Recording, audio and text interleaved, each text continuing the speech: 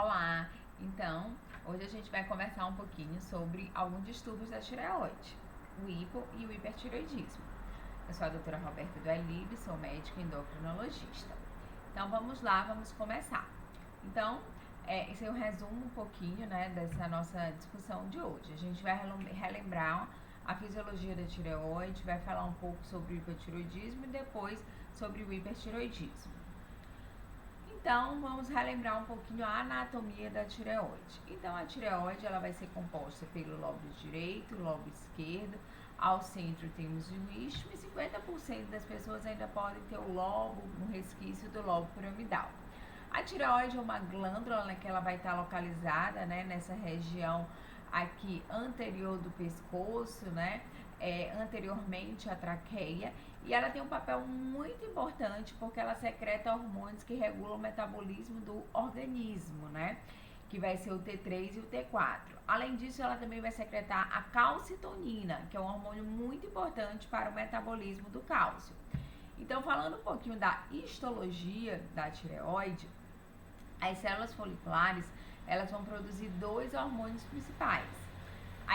O T4, né, que é o tetraiodotironina, que tem 4 átomos de iodo, e o T3, que tem 3 átomos de iodo, né, que é a triiodotironina. Entre esses folículos da tireoide, a gente tem as células parafoliculares ou as células C, que são as células produtoras de calcitonina. E esses são os 3 principais hormônios que são produzidos por essa glândula, né, que tem um papel muito importante. E aí a gente precisa relembrar um pouquinho da fisiologia desses hormônios, do T3 e do T4. Então, eles vão ser, né, produzidos na tireoide, mas tem um estímulo central, né, que vem da hipófise, né, através da produção do TSH, e esta, por sua vez, é regulada pelo hipotálamo através do TRH. E a periferia, os tecidos também vão ter comunicação com a tireoide, com a hipófise, né? Através dos mecanismos de feedback. Então é muito importante a gente entender isso, né? Porque aí a gente vai entender, né, como que a gente encontra esses hormônios em situações onde temos alguma alteração na produção.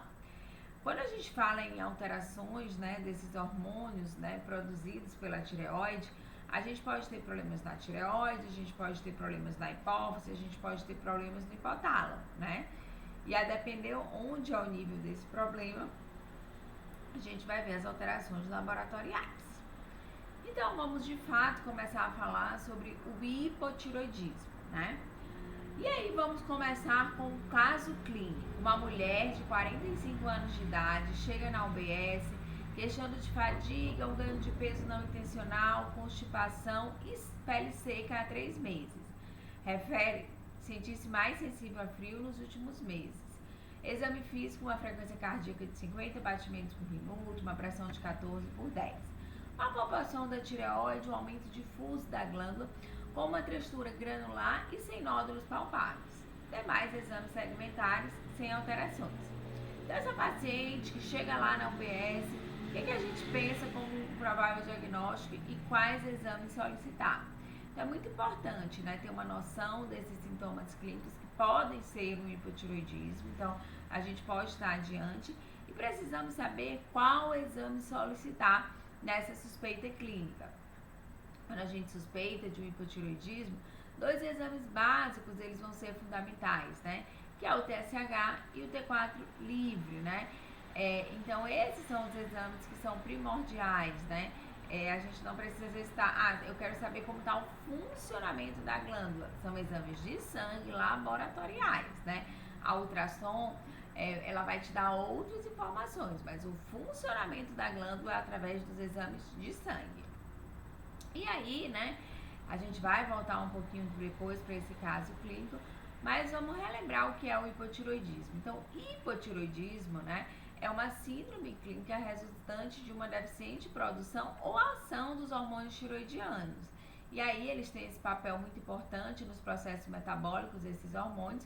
E aí, quando eles não estão, né, funcionando de forma adequada, a gente tem, né, um aletecimento generalizado desses processos metabólicos.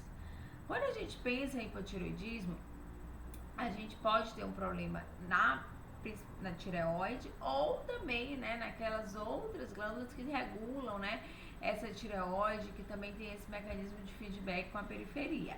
Então, quando a gente pensa que o problema é na tireoide, a gente vai pensar no hipotireoidismo primário, onde o mau funcionamento ele vai estar relacionado principalmente pela própria tireoide. No hipotireoidismo central, né, o problema ele não é na tireoide, ele pode ser na hipófise, e aí a gente está diante de um hipotireoidismo secundário, onde a gente tem uma alteração do hormônio, uma deficiência do TSH, e terciário a gente já vai pensar numa causa hipotalâmica, onde a gente tem uma deficiência do TRH. E para quem, né, que a gente deve pensar em investigar o hipotireoidismo?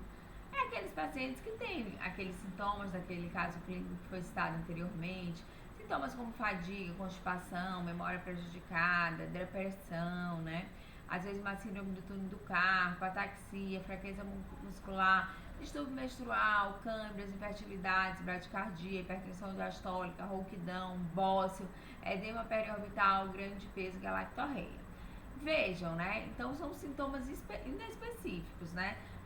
São sintomas que às vezes outras condições também vão levar a gente não ter assim um sintoma, né, patognomônico. Mas quando se está diante desses sintomas, a gente deve fazer, né, esse teste. Além disso, pacientes com hipercolesterolemia, hiponatremia, hiperprolactinemia, hiperhomocisteinemia, anemia, elevação da CPK também vai entrar no diagnóstico diferencial, assim como pacientes com síndromes edemigênicas, né, e aumentos da glândula pituitária. Então, esses são os sintomas. E quem que a gente deve testar? Quem tem fator de risco, né? Então, algumas condições vão ter um fator de risco aumentado, por exemplo, algumas síndrome de Down, síndrome de Turner, aquele paciente que tem história de doenças autoimunes, a gente também deve testar. História de hipertensão pulmonar primária, esclerose múltipla, um bócio difuso, né?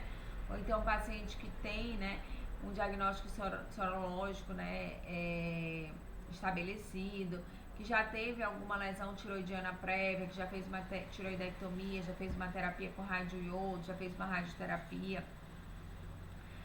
Tem alguns medicamentos que eles também vão interferir na função da tireoide. Tem dois clássicos bastante comuns na prática clínica, lítio e amiodarona. Quem usa essas medicações, o ideal é a gente ter essa função da tireoide antes de começar um tratamento com essas medicações e durante, né? Aqueles pacientes que têm uma lesão no hipotálamo, por algum motivo fui fazer uma ressonância, teve esse achado incidental, né? A gente também deve avaliar como é que está essa função, né? Tumores hipofisários, elementos de hipopituitarismo. Então, tudo isso são pacientes que a gente deve dosar essa função tiroidiana. E como que a gente diagnostica, né? Que é até aquela pergunta daquele caso clínico. Então, assim, os exames básicos para a gente fazer esse diagnóstico é o TSH e o T4 livre. Quando houver limitação de recurso financeiro, esses são os exames que devem ser solicitados inicialmente, né? E aí, se a gente se depara com TSH elevado, T4 livre baixo, repetido e confirmado, a gente tem o hipotireoidismo primário, né? E aí a gente deve tentar investigar a causa disso, dosar autoanticorpos, né? E iniciar o tratamento. Já se a gente tem um TSH normal ou baixo, né? Com T4 livre baixo, a gente já vai pensar no hipotireoidismo central. Também devemos, né, confirmar e buscar a causa disso. Já se temos um TSH elevado com T4 livre normal, aí a gente tem um hipotireoidismo subclínico. E aí a gente deve avaliar se esse paciente tem indicação de tratamento desse hipotireoidismo subclínico, né? Então, deu alteração nos hormônios, a gente tem que buscar a causa. Então, a gente tem que saber quem a gente deve rastrear, né? A gente deve saber os sintomas, a gente deve saber quais exames solicitar. E depois que a gente vê uma alteração, a gente tem que pensar o porquê. Então, a principal causa de hipotireoidismo é a tiroidite autoimune crônica, que tem até um nome, a tiroidite Hashimoto, né?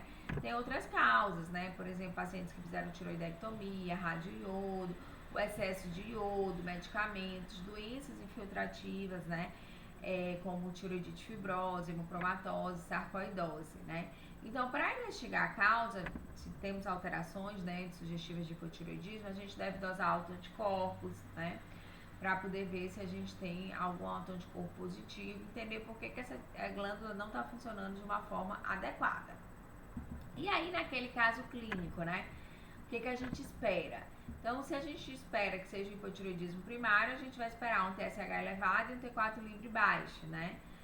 Que é a principal causa de hipotireoidismo, é o hipotireoidismo primário autoimune, né? Certo. Então, essa paciente, né, ela veio com provável diagnóstico, vai ser hipotireoidismo primário, e ela vem com TSH acima de 10 e um T4 livre baixo. Hipotireoidismo primário, aí você confirmou, né, isso, né, como que a gente trata? Então, como que inicia o tratamento? A medicação é repor esse hormônio que está em falta, então a levotiroxina, né?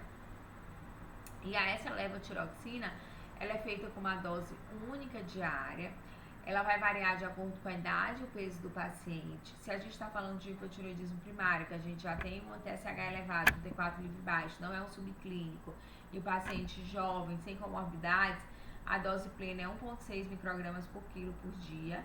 E em pacientes acima de 65 anos de idade, coronariopatas, a gente começa com uma dose mais baixa e vai ajustando, né, a cada 2, 15 a 30 dias, né?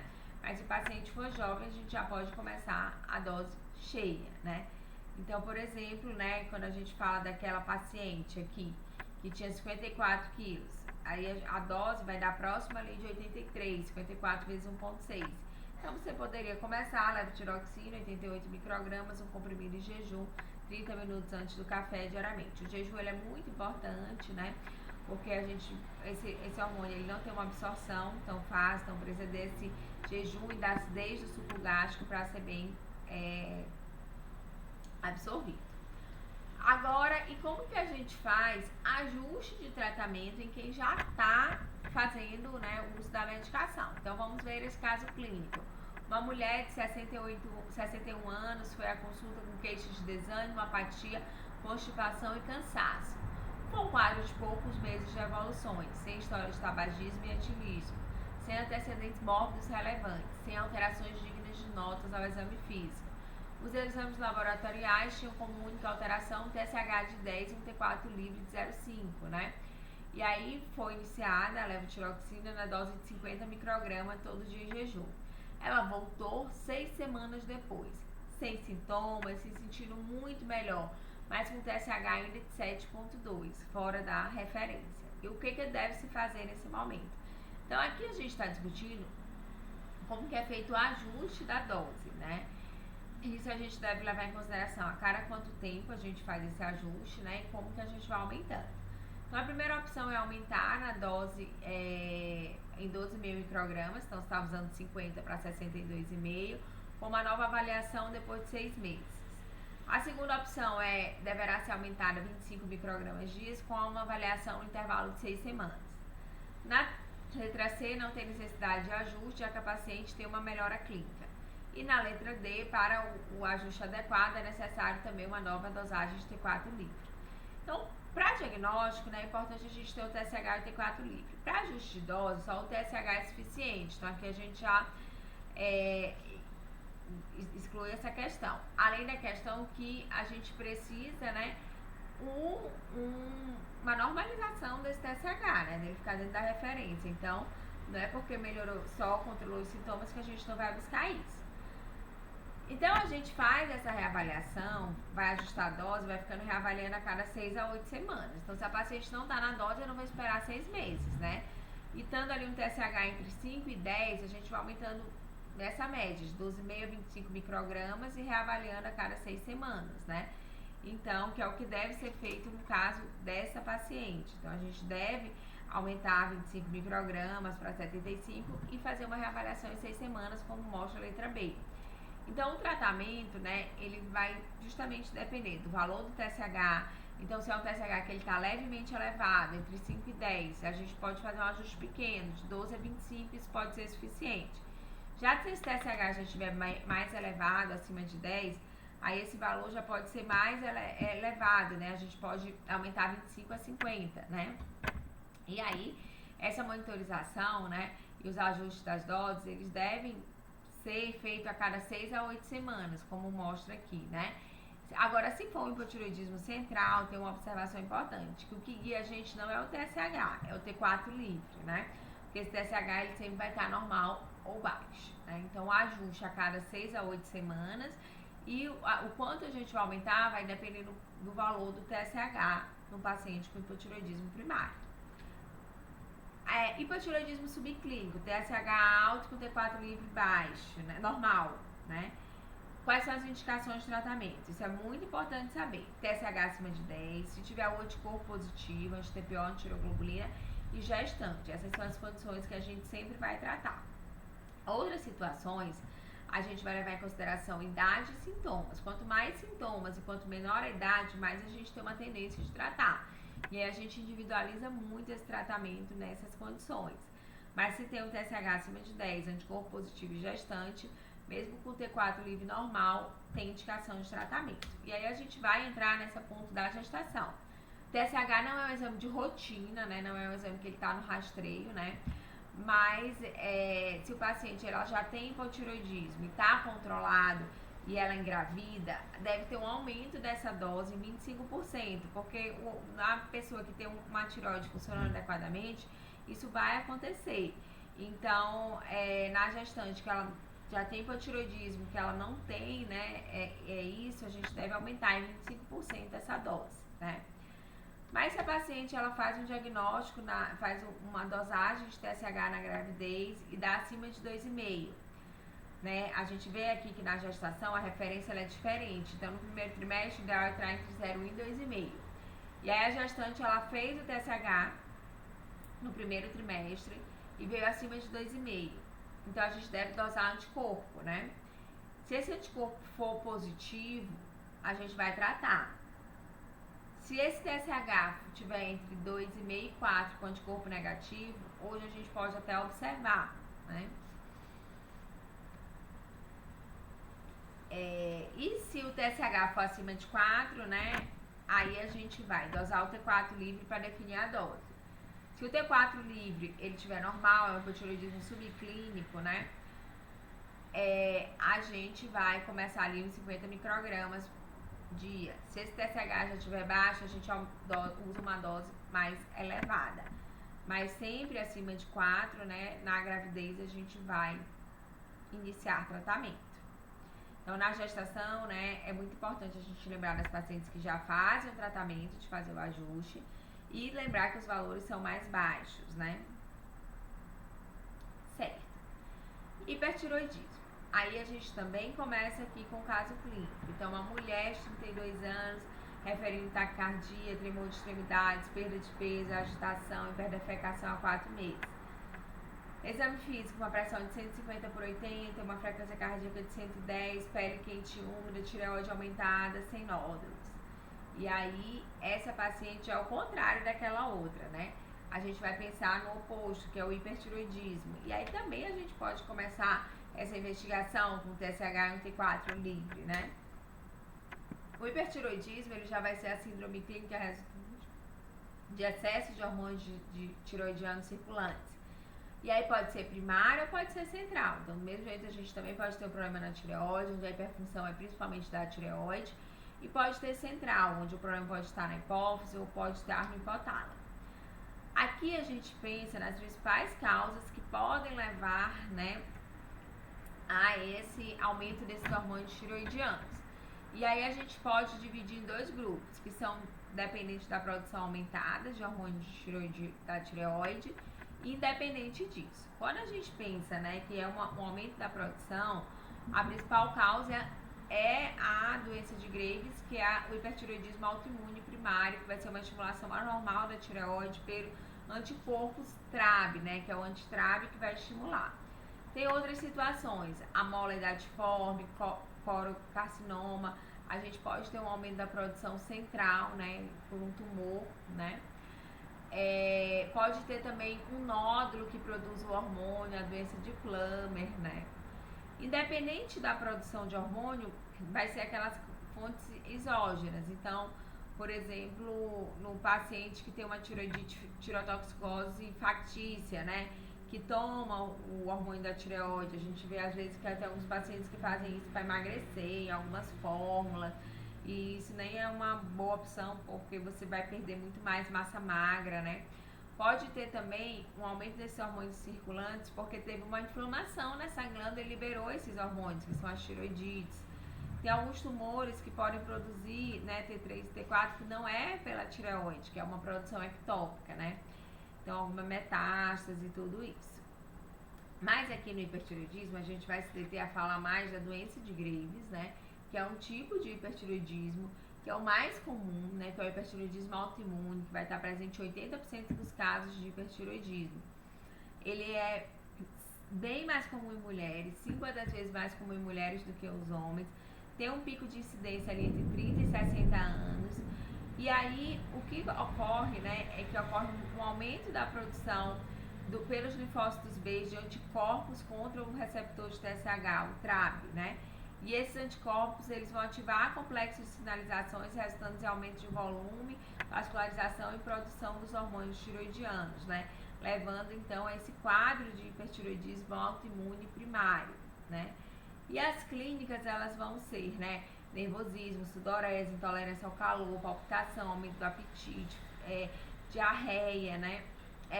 Queixas, pode ter queixas oculares, né? Constipação. E os sinais, taquicardia, bócio, tremor, sopro, ginecomastia, esplenomegalia, fibrilação atrial, eritema. Na doença de Graves, 97% dos pacientes, eles têm esse bócio difuso, né, estimulante, né? Então, qualquer paciente, né, que tem um hipertiroidismo com bócio difuso, a gente pensa realmente de ser uma doença de Graves. A doença de Graves, ela é uma doença autoimune que tem esses anticorpos que agridem, né, o receptor da tireoide, levando a essa hiperfunção. Mas essa doença não é uma doença que ela é exclusiva da tireoide, ela pode acometer outros órgãos, como, por exemplo, né, a orbitopatia, né, que não, ela pode ocorrer tanto antes do hipertiroidismo, né, junto, né, do hipertiroidismo, ou pode até aparecer antes dele, né? E aí, esses anticorpos, eles fazem essa agressão intraorbitária. E isso pode ocorrer, né, essa oftalmopatia em 20 a 50 pacientes, 20 a 50% dos pacientes com doença de Graves. E aí vai ter um espessamento desses músculos, né, e da gordura retrolumbar, podem levar ao aumento da pressão, né? E aí, como consequência, você tem protusão desse globo ocular, diminuição da drenagem venosa. Quem tem maior risco de desenvolver oftalmopatia grave são homens idosos e fumantes. Em geral, essa exoftalmia ela é dos dois lados, mas ela pode ser até unilateral em 10% dos casos, tá? Além da oftalmopatia, o paciente com doença de Graves, né, além de acometer a tireoide, né, e a oftalmopatia, pode acometer a pele. É mais raro, né, do que o acometimento da oftalmopatia, que vai ocorrer em 5 a 10 pacientes com doença de Graves, né? E aí vai ter um espessamento na pele, principalmente nessa área pré-tibial, mixedema pré-tibial, devido ao acúmulo de glicosaminoglucanos, né? E essas lesões, elas são apresentadas em placas que estão bastante espessadas com aspectos de casca de laranja, né? No hipertiroidismo, a gente tem o contrário, né? A gente tem um TSH baixo com T4 livre elevado, né? No hipertiroidismo primário. Ocasionalmente, a gente pode ter apenas o T3 elevado, acompanhado da supressão do TSH, que é o T3 toxicose. Se a gente tem um TSH baixo, com T4 livre elevado, né? E T3 elevado, aí a gente tem um antitrábico positivo, a gente fecha para a doença de Graves, né? Mas se esse paciente ele tem um TSH baixo, T4 livre elevado e um antitrábico negativo, a gente precisa fazer um diagnóstico diferencial entre tiroidites linfocíticas. E aí a cintilografia ela pode ser útil pra gente, né? Também naquele paciente que tem um TSH baixo, né? Tem nódulo na tireoide, pra gente ver se não é um nódulo produtor de hormônio, né? Os diagnósticos diferenciais vão ser os tumores produtores, tirotropinomas, resistência, que é rara, né? E as tiroidites. Então, a gente precisa lembrar que tem esses outros diagnósticos diferenciais. E qual é o tratamento, né, dessa doença de Graves? Tem 3 opções: drogas antiroidianas, fazer o iodo e fazer a cirurgia. As drogas antiroidianas é o próprio tiuracil e metimazol, que elas vão inibir, né, a síntese do hormônio da tireoide, que elas são eficazes, né? A grande preocupação que a gente tem sobre o uso do tapazol é realmente a questão da teratogenicidade, então não pode usar em quem está com desejo de engravidar, né? E tem que fazer essa recomendação que não pode, né? A posologia é mais fácil do que do próprio tiuracil, porque é só uma vez ao dia, né? E geralmente quando a gente opta por usar a medicação, mesmo que esse paciente logo controle, a gente tenta manter esse tratamento por uns 18 meses para reduzir o risco de recidiva, né? Dessa doença autoimune. E aí uma preocupação que a gente tem muito grande com o uso dessa medicação é a granulocitose, que é realmente baixar muito essa imunidade. E aí, com as duas, né, isso pode acontecer, e quando isso acontece, a gente deve pensar numa terapia definitiva, de fazer o iodo ou a cirurgia. E outra preocupação que a gente tem com essas medicações são a hepatotoxicidade, né? Onde o próprio tiuracil, ele tende a levar mais uma lesão hepatocelular e o metimazol mais uma síndrome colestática. O tratamento com iodo, né, ele é efetivo, é uma dose que você toma desse iodo que vai fazer uma ablação dessas células e aí, na maioria das vezes, você acaba evoluindo para o hipotireoidismo, que é bem mais fácil da gente tratar, né? Ele é tranquilo, mas a gente deve lembrar que a gente não deve usar para gestantes ou lactantes, que não sejam utilizados para homens e mulheres que desejam planejar ou 3 filhos no período de 4 a 6 meses seguintes, e que tem contraindicações relativas, pacientes com bossos muito voluminosos e oftalmopatia infiltrativa grave, que pode piorar, tá? Se a alergia ao iodo normal não é uma contraindicação para o iodo 131. A cirurgia, a gente vai pensar principalmente em pacientes que não controlam com a droga oral, tem bossos muito volumosos que não controlam, quando tem suspeita de uma neoplasia associada, quando tem um desejo de engravidar dentro de 6 meses, quando tem hiperparatiroidismo associado, né? Ou naqueles pacientes que eles responderam inicialmente, mas que recidivaram ao uso das tionamidas. Então, assim, é uma revisão, agora a gente vai discutir um pouco mais, né? Sobre isso, sobre hipo, e vamos tirar um pouquinho das dúvidas, né? No hipertiroidismo, a gente precisa lembrar que a gente tem também outras causas, né? Como os nódulos, então se esse TSH está supresso e tem nódulo tiroidiano, né?